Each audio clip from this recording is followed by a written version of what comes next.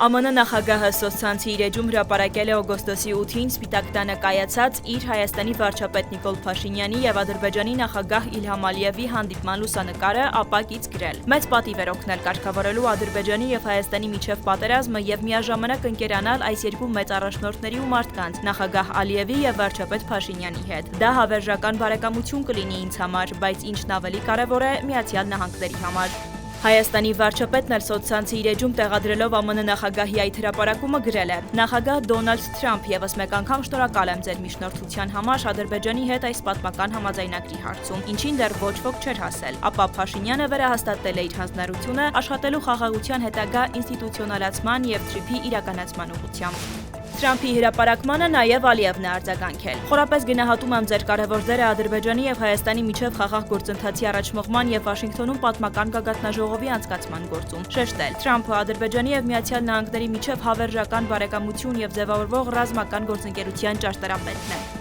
Պաշտպանության նախկին նախարար Վիգեն Սարգսյանի մեղադրական վարույթը ընդհանուր իրավասության դատարանից փոխանցվել է հակակոռուպցիոն դատարան։ Այս մասին Հայաստանի դատական դեպարտամենտից փոխանցել են լրատվամիջոցներին։ Հիշեցնենք, Սարգսյանին մեղադրանք է առաջադրվել փողերի լվացման համար։